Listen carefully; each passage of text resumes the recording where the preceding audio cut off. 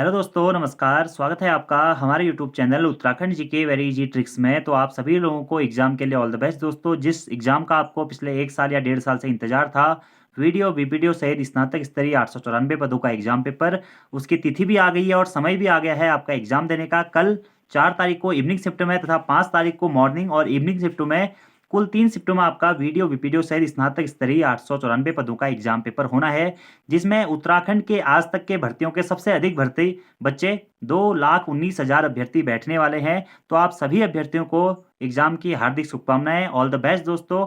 अगर आप लोगों ने मेहनत करी हुई है, तैयारी करी हुई है, तो आपका रिजल्ट भी अच्छा ही रहेगा, आपका एग्ज़ाम पेपर भी अच्छा ही जाएगा। तो आज की इस वीडियो में हम बात करेंगे एग्ज़ाम पेपर में देते समय आपको क्या-क्या चीज़ें लेके जानी चाहिए, एग्ज़ाम पेपर को अटेम्प्ट करते समय आपको क्या गलतियाँ नहीं करनी चाहिए तथा सेफ स्कोर कितना तक रह सकता है, और आप लोगों को एग्ज़ाम पेपर देते समय किन-किन चीज़ों का ध्यान रखना चाहिए, इन सभी चीज़ों के बारे में हम आज की इस वीडियो में बात करने वाले हैं। तो सबसे पहले दोस्तों फिर से मैं कहना चाहूँगा आप सभी लोगों को ऑल द बेस्ट। अच्छे से जाइए, एग्ज़ाम दीजिए, टोटली फ्री माइंड होके जाइए दोस्तों। कोई भी ऐसी टेंशन मत लीजिए कि एग्ज़ाम कैसा आएगा, हार्ड आएगा, ईज़ी आएगा, जैसा भी आएगा, सभी के लिए एक जैसा आएगा दोस्तों। अगर आप लोगों ने पिछले 1 साल, 2 साल, 3 साल या 6 महीने से अच्छी मेहनत करी हुई है, तो आपको उसका फल भी ज़रूर मिलेगा। देखिए, लास्ट टाइम पे पढ़ने से कुछ नहीं होता है, आपने जो पहले पढ़ा हुआ रहता है, वही सब चीज़ें आपके काम आती है। एग्ज़ाम हॉल में आपका जो सबसे ज़्यादा काम आने वाली चीज़ है वो है आपकी नॉलेज। 70 या 60% आपकी नॉलेज काम आती है, बाकी 30 से 40% जो आप ये पढ़ते हैं या याद करते हैं वो सब चीज़ें काम आती है। बाकी एग्जाम हॉल में देखिए जो भी पेपर आता है सभी के लिए एक ही लेवल का पेपर आता है, तो बिल्कुल भी ऐसा मत सोचिए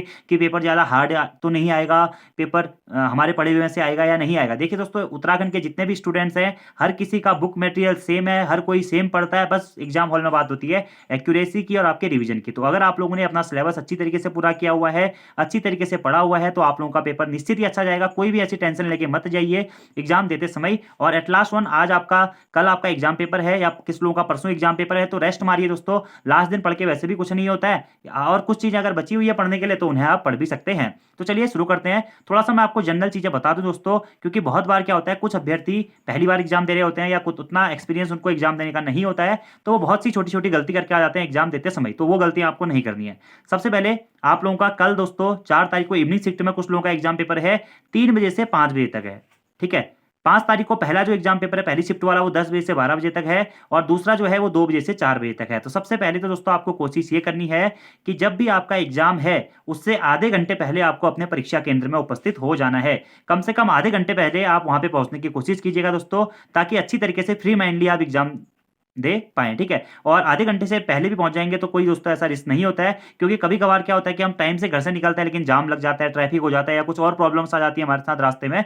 तो इसीलिए मैं कहना चाहूंगा कि आप आधे घंटे पहले एग्जाम हॉल में पहुंच जाएं। और दूसरी चीज, जब भी आप एग्जाम देने जाएं दोस्तों, जैसे 3 बजे से आपका एग्जाम पेपर है तो 2:30 बजे आपको पहुंच जाना है, 9 बजे 10 बजे से है तो 9:30 बजे से पहले पहुंच जाना है, और 2 बजे से है तो 1:30 बजे से पहले आपको एग्जाम हॉल में पहुंच जाना है। और अपने साथ में अपना एडमिट कार्ड दोस्तों, एडमिट कार्ड का प्रिंट आउट आप लोग निकाल लीजिए, अपना ओरिजिनल आधार कार्ड या फिर आईडी प्रूफ, कोई भी आईडी प्रूफ आप लोग के पास में वो लेके जा सकते हैं, और 2 रंगीन फोटोज, साथ में मास्क, ये चीजें आपको लेके जानी कंपलसरी है। बिना मास्क के आप लोगों को एग्जाम देने नहीं दिया जाएगा, तो मास्क पहन के जरूर जाना है, एडमिट कार्ड लेके जरूर जाना है अपना, ब्लैक एंड व्हाइट या रंगीन कोई भी निकाल सकते हैं, ऐसा कोई भी इशू नहीं होता। ठीक है। बाकी ओरिजिनल आईडी प्रूफ होना चाहिए आपके पास में, आधार कार्ड, आपका वोटर कार्ड, कुछ भी चल सकता है, और 2 फोटोज आपके पास में होनी कंपलसरी है। ये चीजें आपको लेके जानी है। पेन लेके जाने की आवश्यकता दोस्तों आपको नहीं है, पेन आपको अधीनस्थ सेवा चयन आयोग के द्वारा ही दिया जाएगा, और उसी पेन से आपको चीजों को भरना है। तो ये तो होगी हमारी बेसिक चीजें, हमें क्या क्या लेके जाना है, क्या क्या लेके नहीं जाना है। ठीक है।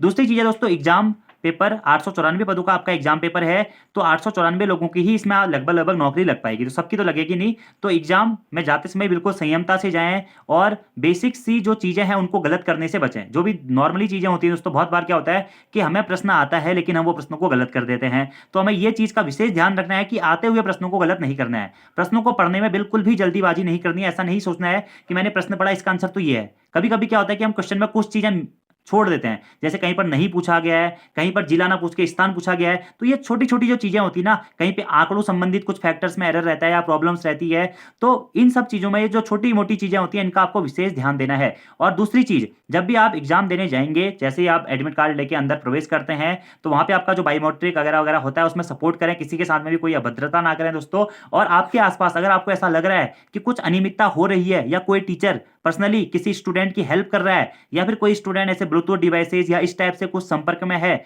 तो आप अधीनस्थ सेवा चयन आयोग को मेल कर सकते हैं उसके बाद में, और वहां पर ऑब्जेक्शन कीजिए कि आप इनकी मदद क्यों कर रहे हैं, या कोई टीचर्स किसी को हेल्प करता है, पर्सनली बता रहे हैं, या कोई बात करते हुए पाया जा रहा है, तो वहां पे आप उन लोगों को मना कर सकते हैं ये सब चीजें करने के लिए, क्योंकि ये एक आपका जो प्रोसीजर है, कुछ ना कुछ दायित्व तो इसमें आपका भी बनता है। दूसरी चीज, जब भी आपके हाथ में ओएमआर सीट दोस्तों आती है, ओएमआर सीट में आपको क्या करना है, सभी जो भी चीजें आप भर रहे हैं उनको बहुत ध्यान से भरना है। और ओएमआर सीट जैसे आपको अपना नाम लिखना होता है, अपना रोल नंबर लिखना होता है, और उसमें गोले करने होते हैं, सभी चीजें दोस्तों आपको परफेक्टली तरीके से करनी है, ठीक है। अभी हाल ही में आप लोगों ने सुना होगा 2 से 3 लोगों का चयन अधीनस्थ सेवा चयन आयोग के द्वारा निरस्त कर दिया गया था, क्योंकि उन्होंने अपना रोल नंबर गलत डाल दिया था। रोल नंबर गलत डाल दिया, भर भी गलत दिया, गोले भी गलत भर दिए, ठीक है। और किसी किसी ने तो अपना शिफ्ट ही नहीं डाला, जो आपका आंसर की जब भी आप भरते हैं तो उसमें जो आपका क्वेश्चन पेपर सेट होता है ABCD, वो भी भरना पड़ता है, कुछ लोग तो वही नहीं भरते। तो ये दोस्तों आपका दायित्व है, इसमें एग्जामिनर कुछ नहीं देखेगा, एग्जामिनर तो अपना साइन करता है, चल देता है, लेकिन आप लोगों का दायित्व है कि आपको सब कुछ चीजें सही तरीके से भरनी है। खासकर अपना नाम दोस्तों अच्छी तरीके से, बिल्कुल जल्दीबाजी नहीं करनी है। रोल नंबर अच्छी तरीके से भरना है, रोल नंबर के नीचे गोले दोस्तों खासकर बहुत ध्यान से भरने हैं, गोले बहुत जरूरी होते हैं, क्योंकि ओएमआर सीट में जब आपकी आंसर की स्कैन होती है ना, तो गोले स्कैन होते हैं। आपका जो पेपर सेट है जो आपको दिया गया है वह आपको जरूर वहां पे अच्छी तरीके से भरना है, ठीक है। साथ में वहां पे दोस्तों एक पद कोड लिखने का ऑप्शन आता है, ठीक है। तो इसमें बहुत सारे पद कोड हैं आपके, तो जो भी पद कोड उसमें आ रहे हैं 3-4 पद कोड आप वो लिख सकते हैं, सारे पद कोड लिखने कोई भी ऐसा आवश्यक नहीं है, और अगर सारे आ रहे होंगे आपके भरे हुए तो आप उनको भी भर सकते हैं, ठीक है। तो ये तो चीजें होगी बेसिकली भरने की। उसके बाद दोस्तों जब भी आप किसी प्रश्न का उत्तर देते हैं तो बहुत सतर्कता से आपको ये करना है। मैंने बहुत अभ्यर्थियों को ऐसा देखा है जो 0.25 या 1 नंबर, या फिर आजकल तो दोस्तों आपके इसमें नॉर्मलाइजेशन भी होना है, 3 शिफ्टों में एग्जाम पेपर है, नॉर्मलाइजेशन भी होगा। उसमें तो क्या होता है कि 1 नंबर में ही आपको जो लास्ट में 1 नंबर होगा ना, उसमें 100 से 150 अभ्यर्थी मिल जाएंगे। फॉरेस्ट गार्ड का एग्जाम पेपर उठा के देख लो दोस्तों, 3 शिफ्ट में एग्जाम पेपर हुआ था, 1 नंबर की मेरिट में कम से कम 60 से 70 बंदे हैं, 0.77, 0.76, 0.78, 0.79, ऐसे ऐसे करके उसमें आपके रैंकिंग घुसती है, ठीक है, या घूमती है। तो आपको इस चीज का विशेष ध्यान देना है कि पहले प्रश्न का उत्तर दे रहे हैं तो पहले प्रश्न के आगे ही गोला करें। बहुत बार अभ्यर्थी जल्दीबाजी में क्या करता है कि उसे 28वें प्रश्न का उत्तर देना है तो वो 29वें में गोला कर देता है, तो बेचारा 29वां तो गलत हो ही गया, साथ में 1/4 और अलग अलग लेके गया, तो आप उससे फिर नीचे आ जाएंगे। तो ये गलतियां आपको नहीं करनी है, ये बहुत बेसिक सी गलती है दोस्तों, बहुत अभ्यर्थी इसे करते भी है, बहुत से अभ्यर्थी जल्दीबाजी में प्रश्न गलत करते हैं। तो ये जो माइनर एरर्स होते हैं ना दोस्तों, ये आपको 4 से 5 नंबर प्लस देके जाते हैं। बहुत बार ऐसा होता है कि अभ्यर्थी और अच्छे नंबर गेन कर सकता है, या 1-2 नंबर से जब उसका सिलेक्शन रुकता है कि यार हाँ मैंने ये जल्दीबाजी में कर दिया, यार मैंने तो ये प्रश्न पढ़ा ही नहीं, मेरे दिमाग में तो एक ही बार आया, मैंने वही कर दिया, घर आके याद आता है अरे यार ये तो ये पूछ रहा था। ये सबके साथ होता है, हमारे साथ भी होता है, आपके साथ भी होता होगा, ठीक है। जिस बंदे ने रिवीजन किया हुआ है उसे बहुत ध्यान से करना हुआ है, जिसने अपना सिलेबस पूरा किया हुआ है उसे बहुत ध्यान से चीजें करते हुए चलनी है। तो ये तो जो बेसिक सी चीजें हैं दोस्तों, आपके साइन कहां पे आपको करने हैं, ओएमआर शीट कैसी भरनी है, ये सब चीजें आप लोगों को पता है। 2 घंटे का आपके पास में दोस्तों समय है, और एग्जाम में आपकी निगेटिव मार्किंग भी होनी है, 1/4 निगेटिव मार्किंग है, तो वो चीज का भी आप विशेष ध्यान रखें। ये तो चीजें आपके हाथ में दोस्तों। और जब भी आप प्रश्न को सॉल्व कर रहे हैं तो जल्दीबाजी ना करें, यही कहना चाहूंगा। जैसे प्रश्न नंबर 1 है तो मैं तो ये कहूंगा कि सबसे पहले आप अपने जो पेपर सेट है ना, पेपर सेट में एक बार आंसर टिक कर दें, आपको जितने भी प्रश्न आ रहे हैं उस हिसाब से, और उसके बाद में गोला करें, ठीक है, ताकि जब आप गोला करें तो एक बार आपकी दोबारा प्रश्न पर निगाह जाए कि प्रश्न पूछना क्या चाह रहा है, ठीक है। और दोस्तों ये कहना चाहूंगा कि फर्स्ट अटेम्प्ट जब भी आप ओएमआर शीट में गोले कर रहे हैं तो उन्हीं प्रश्नों पर गोला करें जिनमें आप श्योर हैं, कि यार मेरे ये क्वेश्चन तो मेरे को आते ही आते हैं, उतने गोला कर दीजिए, ठीक है। सपोज दैट आपको फर्स्ट अटेम्प्ट में दोस्तों 60 या 70 प्रश्न सही आ रहे हैं, 70 प्रश्न सही आ रहे हैं, सपोज दैट मैं मानता हूं, तो उसके बाद में कुछ प्रश्न में आपको डाउट होगा, कुछ प्रश्न तो आपको आते ही नहीं होंगे। अगर दोस्तों मैं क्या कहना चाहूंगा, अगर आप लोगों ने पहले 1 या 2 साल या 2 से 3 साल से तैयारी करी हुई है तो आप लोगों को एग्जाम पेपर को देख के ये पता चल जाएगा कि आपके एग्जाम पेपर का लेवल क्या रहने वाला है। सबसे पहले तो आपको 4 तारीख की इवनिंग शिफ्ट में, जिन लोगों का 4 को पेपर है, 5 वालों को तो 4 की इवनिंग शिफ्ट में ही पता चल जाएगा कि पेपर का लेवल कैसा है, कितनी मेरिट तक जा सकती है, क्योंकि एग्जाम में मेरिट कितनी जाएगी। कुछ लोग बोलते हैं कि सर सेफ स्कोर क्या रहेगा। देखिए सेफ स्कोर पे मैं आना चाहूंगा, प्रीवियस मेरिट के हिसाब से मैं आपको बता सकता हूं, लेकिन हर एग्जाम का अलग अलग पैटर्न रहता है। सेफ स्कोर ऐसा कुछ भी नहीं है कि उतना ही रहेगा, लेकिन हाँ एक अनुमानित वो स्कोर हमारा रहता है, उसके आसपास गुजर सकता है करके, ठीक है। देखिए सबसे पहले आप लोगों को आपका एग्जाम का लेवल पेपर देख के पता करना है कि पेपर कैसा आया हुआ है। आप लोग 2 से 3 साल से तैयारी कर रहे होंगे, 5 से 6 महीने से तैयारी कर रहे होंगे, आपको पता होगा कि एग्जाम का पेपर लेवल कैसा है। अगर आपको लग रहा है कि पेपर का लेवल दोस्तों हार्ड है, बहुत ज्यादा हार्ड एग्जाम पेपर का लेवल आ गया है, या फिर मॉडरेट टू हार्ड है, या आप लोग फंस रहे हैं, आप लोगों ने पढ़ा हुआ है, आप लोगों ने उत्तराखंड की अच्छी अच्छी किताबें पढ़ी हुई है, 2 से 3 जो मेन किताबें आती हैं, लूसेंट की किताब, जीएस में आपको अच्छा खासा नॉलेज है, कंप्यूटर आपने पढ़ा हुआ है, हिंदी आपने अच्छा खासा पढ़ा हुआ है, तब भी अगर आपको लग रहा है कि आपको उसमें से 15 से 20 क्वेश्चन ऐसे जो नहीं आ रहे हैं, या आपका 65 से 70 के बीच में स्कोर हो रहा है, तो उस पेपर में आप ये कह सकते हैं दोस्तों मॉडरेट टू हार्ड पेपर है। लेकिन ये उन्हीं लोगों के लिए जो कि मेहनत कर रहे हैं 2-3 साल से। कुछ अभ्यर्थी तो बस लास्ट महीने पढ़ते हैं, उन्हें लगता है कि यार हाँ ये पेपर तो वैसे ही हार्ड आया है, तो वो कमी करके आ जाते हैं, ठीक है। तो ऐसा नहीं होता है, आपको एग्जाम पेपर को देख के सबसे पहले ये तय करना है कि पेपर का लेवल कैसा है। अगर पेपर सरल आता है तो वहां पे आपका सेफ स्कोर बढ़ जाता है, और पेपर दोस्तों आपका थोड़ा मॉडरेट टू हार्ड लेवल का आता है तो वहां पे आपका जो सेफ स्कोर है वो थोड़ा सा डाउन आ जाता है। देखिए, अगर मैं आपको इस पेपर के लिए सेफ स्कोर बताना चाहूं दोस्तों, तो अगर आप जनरल कैंडिडेट हैं तो 65 से 70 के बीच में अगर पेपर मॉडरेट टू हार्ड आता है, दोस्तों देखिए मैं आपसे परफेक्टली नहीं कह रहा हूं कि 65 सेफ स्कोर है या 70 सेफ स्कोर है, मैं कह रहा हूं 65 से 70 के बीच में अगर आप लोग रह रहे हैं तो ये एक अच्छा स्कोर हो सकता है अगर पेपर मॉडरेट टू हार्ड आता है। अगर पेपर आपको लग रहा है कि इजी आ रहा है या मॉडरेट टू इजी में आ गया है तो फिर आपको वहां पे 70 प्लस में जाना पड़ेगा, और ये सिर्फ जनरल कैंडिडेट्स के लिए, ठीक है। बाकी ओबीसी वाले थोड़ा सा कम कर लें, एससी एसटी वाले और कम कर लें, जो फीमेल्स है फीमेल्स के लिए तो बहुत कम मेरिट जाती है वो और कम कर लें, एक्स आर्मी वालों को तो करीबन करीब 50 के आसपास आप लोग ले आओ, फीमेल्स वालों का भी यही है कि आप 50 के आसपास में नंबर ले आओ, फीमेल्स एससी जो कैटेगरी है, एसटी कैटेगरी है, तो वहां पे उनके सिलेक्शन के चांसेस बन जाते हैं। लेकिन मैं अगर एक सेफ स्कोर की बात करूं तो अगर आपके 65 से 70 के बीच में दोस्तों स्कोर आ रहा है तो मैं ये कहना चाहूंगा आपसे वो गुड स्कोर है, ठीक है। और दूसरी चीज, पहले अटेम्प्ट में तो आपको वही प्रश्न करने हैं जो आपको आते हैं, ठीक है। उसके बाद में अगर जिन प्रश्नों में आपको डाउट है तो मैं तो ये कहना चाहूंगा दोस्तों कि डाउट वाले प्रश्न भी आप लोग अटेम्प्ट कर दीजिए, क्योंकि डाउट वाले में आपके सही होने की पॉसिबिलिटी बढ़ जाती है। और अगर इतना सब कुछ करने के बाद में आपको लग रहा है कि आपका स्कोर यार 65 टू 70 रह रहा है या 70 प्लस जा रहा है, तो आप उतने में फिर सक्सेस होकर आ सकते हैं, पेपर को छोड़ के आ सकते हैं। बाकी दोस्तों देखिए 894 पद हैं, अलग अलग ग्रेड पे की जॉबें हैं, 4200 ग्रेड पे की भी कुछ जॉबें हैं, शायद 3600 की भी कुछ है, 3400 की कुछ है, कुछ 3000 ग्रेड 3200 ग्रेड पे की जॉब है, 2800 ग्रेड पे की जॉब भी है, 2400 ग्रेड पे की जॉब भी है, ठीक है। तो अगर आप लोगों को एक अच्छा ग्रेड पे पाना है, 4200 के आसपास में ग्रेड पे पाना है, तो निश्चित ही आपको अच्छे नंबर लाने पड़ेंगे, ठीक है। अगर आपको आप ये सोच रहे हैं कि आपका उद्योग प्रबंधक में हो जाए या सहायक समीक्षा अधिकारी में हो जाए, तो वहां पर आपको फिर 75 प्लस के आसपास में स्कोर मारना पड़ेगा, ठीक है। 75 हो सकता है कि आपको 80 प्लस भी मारना पड़े अगर एग्जाम का लेवल ठीक ठाक आता है तो, ठीक है। तो ये सब चीजें तो फिर बाद में डिपेंड करती हैं, वो आपके ऊपर डिपेंड करता है कि आपको पेपर कैसा लग रहा है और आपको उसमें किस हिसाब से अटेम्प्ट करना है। तो ये सब चीजें दोस्तों सेफ स्कोर में कहना चाहूंगा जनरल मेल्स के लिए मैं बता रहा हूं, 65 से 70 के बीच में अगर आप रहते हैं, जिस हिसाब से आपका कनिष्ठ सहायक का एग्जाम पेपर आया था 65 से 70 के बीच में आप लोग रहते हैं, उसी लेवल का एग्जाम पेपर आता है या उससे हार्ड लेवल का एग्जाम पेपर आता है, तो ये जनरल वालों के लिए एक सेफ स्कोर रहता है। आप अगर चाहें तो इतने में भी छोड़ के आ सकते हैं। बाकी दोस्तों आपकी एक्यूरेसी पे डिपेंड करता है, अगर आपको लग रहा है कि एक्यूरेटली आप 80 के आसपास प्रश्न करके आ रहे हैं तो उस एक्यूरेसी में भी 4 से 5 प्रश्न तो दोस्तों गलत हो ही जाते हैं, क्योंकि ह्यूमन एरर्स होते हैं, वो हर कोई गलत करता है, ठीक है। तो फिर आप उतने माइनस करके अप्रोक्सीमेटली अपना स्कोर तय कर सकते हैं। बाकी दोस्तों कोई टेंशन मत लीजिए, अगर आप लोगों ने पढ़ा हुआ है पिछले 2 से 3 महीने या मतलब पिछले 2 से 3 साल से या 6 से 7 महीने या 8 महीने से आप निरंतर अभ्यास कर रहे हैं, आपने अच्छी तरीके से मेहनत करी हुई है, तो आपका सिलेक्शन कोई भी नहीं रोक सकता है। लास्ट टाइम पे ये ना सोचें कि एग्जाम में क्या आएगा क्या नहीं आएगा, हम कैसे अटेम्प्ट करेंगे। बिल्कुल दोस्तों रिलैक्स माइंड होके जाओ, 100 ही प्रश्न आने हैं आपकी शिफ्ट में, 100 प्रश्न सेकंड शिफ्ट में आने हैं, 100 प्रश्न वही थर्ड शिफ्ट में आने हैं, 3 शिफ्ट में आपका एग्जाम पेपर है। तो रिलैक्स होके जाओ, आराम से पेपर अटेम्प्ट करो, अच्छी तरीके से प्रश्नों को पढ़ो, डीपली सोचो और उसी के बाद में अपने आंसर की पे गोला करो। और सरल प्रश्नों को कभी भी गलत मत करना। जो प्रश्न आपकी स्ट्रांगनेस को बढ़ाते हैं या जो बेसिक से प्रश्न होते हैं जो आपको मेरिट में ऊपर लेके जा सकते हैं, उनको बिल्कुल भी गलत ना करें, जल्दीबाजी ना करें एग्जाम पेपर को सॉल्व करते समय। और 4 तारीख की इवनिंग शिफ्ट में जिन लोगों का पेपर है दोस्तों, वो लोग आसानी से जाएं,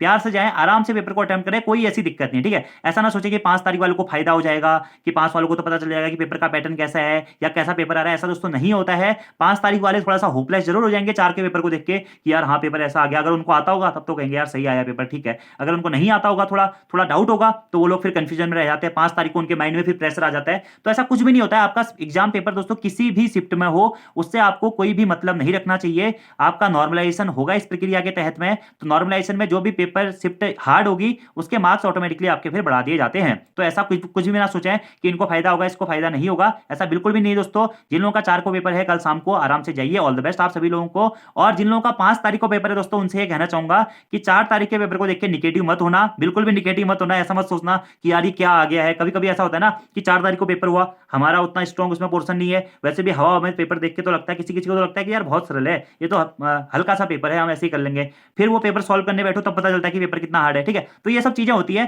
तो 5 तारीख वालों से मैं बोलना चाहूंगा कि 4 तारीख के पेपर को देख के अगर सरल आएगा या ठीक ठाक जो आएगा, अगर आपको प्रश्न आ रहे हैं, तो ना तो ज्यादा आपको ओवर कॉन्फिडेंस होना है, ना ही आपको ज्यादा निगेटिव होना है। आपको बस न्यूट्रल बने रहना है। बस आपको पेपर देखना है, पैटर्न देखना है, किस पैटर्न से कितने प्रश्न पूछे जा रहे हैं, वो पैटर्न आप देख लीजिए। और उस पैटर्न के अकॉर्डिंग आपका अगर सिलेबस पूरा है, वैसे तो दोस्तों अगर आप 2 से 3 साल से तैयारी कर रहे हैं तो आपका सिलेबस पूरा ही होगा, ऐसी कोई भी बड़ी बात नहीं होती है, ठीक है। लेकिन अगर आपको 4 तारीख के पेपर को देख के लग रहा है कि यार इसमें ये सेक्शन हो सकता है कि मैंने कम पढ़ा है, या जैसे किसी सेक्शन से 5 प्रश्न आ गए हैं, ये सेक्शन मैंने नहीं पढ़ा है, तो थोड़ा-सा उसको देख के जा सकते हैं। वैसे कोई फ़ायदा होता नहीं है देख के जाने का, लेकिन क्या पता एग्ज़ैक्टली आपके प्रश्न फँस जाएँ। कभी-कभी ऐसा भी होता है कि आप लास्ट टाइम पे जो पढ़ते हैं वो फँस जाता है। लेकिन दोस्तों मैं तो जब भी अपने सीरियसली जब मैं पेपर देने जाता था, तो मैं लास्ट टाइम पे कभी भी पढ़ाई नहीं करता था। लास्ट डे में रेस्ट करता था। लास्ट नाइट भी आराम से सो, आराम से अपनी नींद पूरी करो, चंगे होके जाओ, बिल्कुल फ्रेशनेस के साथ में जाओ। एग्ज़ाम हॉल में कुछ अभ्यर्थी वहीं सेंटर्स में ही ले पन्ने पलटा रहे हैं। यार 1 साल तक तो तुमने पन्ने पलटाए नहीं।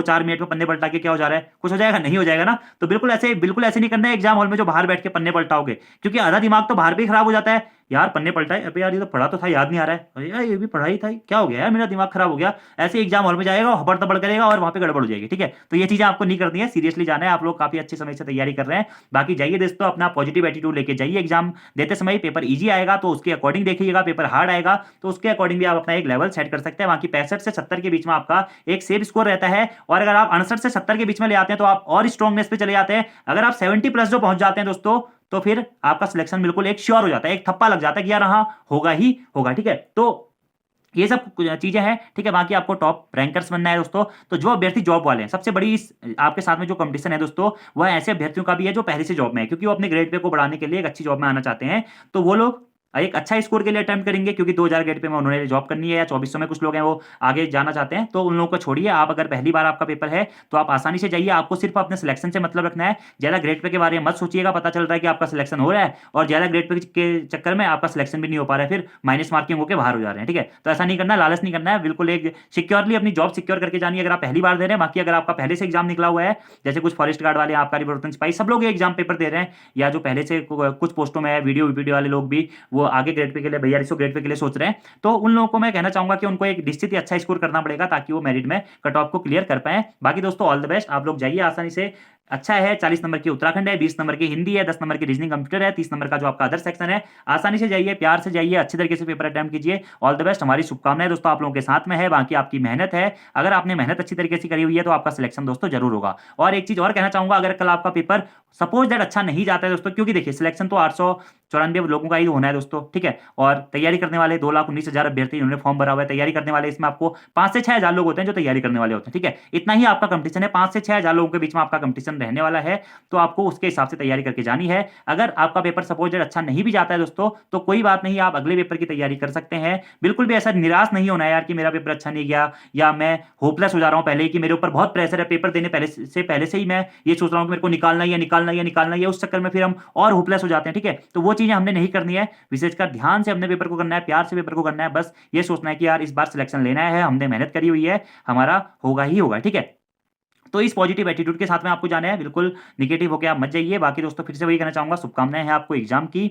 आराम से जाइए, अच्छी तरीके से पेपर दीजिए, अच्छे तरीके से अटेम्प्ट कीजिए और अपना सिलेक्शन लीजिए, ठीक है? बाकी एग्जाम हॉल में पेपर को करते समय कोई भी ऐसी जल्दीबाजी या हड़बड़ी दोस्तों ना करें, ना ही कोई ज्यादा अपना दिमाग चलाएं कि यार ये ऐसे नहीं ऐसे होगा। ऑप्शंस में ज्यादा कंफ्यूज ना हो। जिन क्वेश्चंस में आप लोग श्योर हैं पहले अटेम्प्ट में उनको कीजिए, दूसरे अटेम्प्ट में जिनमें आपको डाउट है, अगर आपको उन्हें अटेम्प्ट करने लायक लग रहा है तो आप उन्हें अटेम्प्ट कर दीजिए। ये सब चीजें होती है, ठीक है? बाकी कुछ अभ्यर्थी आप ऐसे होते हैं कि उनको लग रहा है पेपर तो सब ऊपर से जा रहा है, तो फिर तुक्के मार देते हैं, ठीक है? तो आप जिनको लग रहा है कि उनके 40-45 नंबर भी नहीं आ रहे हैं, जनरल वाले हैं, तो उनको फिर तुक्के ही मारने पड़ते हैं और कुछ बचता नहीं ऑप्शन, ठीक है? तो वो लोग तुक्के मार के भी आ सकते हैं। बाकी अगर आप लोग अच्छी तैयारी वाले हैं दोस्तों, तो मैं ये कहना चाहूंगा आपसे कि निगेटिव मार्किंग से बचें, जितना हो सकता है निगेटिव मार्किंग से बचें। अपना सेफ स्कोर करें। अगर आप लोग 70 प्लस जा रहे हैं या 68 प्लस जा रहे हैं, तो मैं ये कहना चाहूंगा कि निगेटिव के पीछे ज्यादा ना जाएं, पॉजिटिव के साथ में जाएं, ठीक है? बाकी अगर आप लोग एवरेज रह रहे हैं 50 से 55 के बीच में, या 55 से 60 के बीच में रह रहे हैं, जनरल वाले हैं, तो फिर आप थोड़ा सा डाउट या रिस्क ले सकते हैं। थोड़ा सा लेना, ज्यादा रिस्क मत लेना। ये नहीं कि 100 के 100 करके आ जाओ, ठीक है? तो ये सब चीजें होती है। अगर आप सीरियसली पेपर दे रहे हैं तो निगेटिव मार्किंग से आपको बचना है। बाकी पॉजिटिव एटीट्यूड के साथ में जाना है, कोई ऐसी दिक्कत नहीं है। जो आपने पढ़ा हुआ है वही सबने पढ़ा हुआ है दोस्तों। कोई भी ऐसा 30 मार्क का नहीं होता, बस अंतर होता है मेहनत का। किसी ने ज्यादा मेहनत करी होती है, किसी ने कम मेहनत करी होती है। और एग्जाम हॉल मैं सिर्फ 2 घंटे दोस्तों आपके पास है, वही 2 घंटे अगर आपका दिमाग सही चला, आपका दिन सही रहा, तो उन 2 घंटों में आप लोग तहस नहस कर देंगे सब कुछ। और अगर आपका दिन सही नहीं रहा तो आपने भले कितना ही पढ़ा हो तो थोड़ा सा निगेटिवनेस वहां पे आ जाती है। तो ऐसा बिल्कुल भी नहीं करना है, आपको बस आराम से जाना है। हर दिन किसी का नहीं होता है। वो कहते हैं ना कि 2 घंटे आपकी लाइफ डिसाइड नहीं करते हैं कि आप क्या बनोगे, ठीक है। तो वो आपकी मेहनत करती है। तो इन 2 घंटों से वैसे भी कुछ नहीं होता है। अगर 2 घंटे आपके अच्छे रहे तो आपका पेपर निश्चित ही अच्छा जाएगा। लेकिन जितना आपने 2 से 3 साल में मेहनत करी हुई ना, उतना सारा एफर्ट आपको उन 2 घंटों में देना है और अच्छी तरीके से देना है, बिल्कुल पॉजिटिव माइंडसेट के साथ में देना है, और निश्चित ही आप लोग सिलेक्ट भी हो जाओगे। बाकी दोस्तों जाइए आराम से प्यार से पेपर दीजिए। ऑल द बेस्ट आप सभी लोगों को। धन्यवाद आप सभी लोगों का वीडियो को देखने के लिए। ऑल द बेस्ट दोस्तों। और अपने साथ में एडमिट कार्ड, आधार कार्ड, अपना 2 फोटोज और सैनिटाइजर या मास्क, अगर पानी की बोतल ले जाना चाहते हैं तो ये चीजें लेके जरूर जाएं। बाकी फ्री माइंडसेट के साथ में जाएं। पेपर में कोई भी अनियमितता होती है आपके आसपास में, आपको कोई भी ऐसा लग रहा है कि गड़बड़ी हो रही है या कुछ ऐसा हो सकता है, तो उस चीज के विरोध कीजिए। बाकी 3 शिफ्टों में पेपर है, हर किसी शिफ्ट में अलग अलग पेपर आएंगे। तो आपको उन पेपर्स को देख के ना ही ज्यादा खुश होना है, ना ही ज्यादा निगेटिव रहना है। बस आपको पेपर देखने हैं कि कैसा टाइप का पैटर्न आया हुआ है, तो उसी पैटर्न के अकॉर्डिंग फिर आपको तैयारी करके चले जानी है, ठीक है। बाकी लास्ट टाइम पे अगर आप दोस्तों कल रेस्ट भी मार लेंगे तो मुझे नहीं लगता है कि आपको पढ़ने की आवश्यकता है, अगर आप लोग मेहनत कर रहे हैं पहले से, ठीक है। अगर आप लोग पहले से मेहनत नहीं कर रहे हैं, अभी 2-3 महीने से आप लगे हुए हैं कि जान दे रहे हैं, तो फिर आप उस टाइम पे एफर्ट मार सकते हैं। तो thank you friends, thanks for watching video. See you next time. धन्यवाद।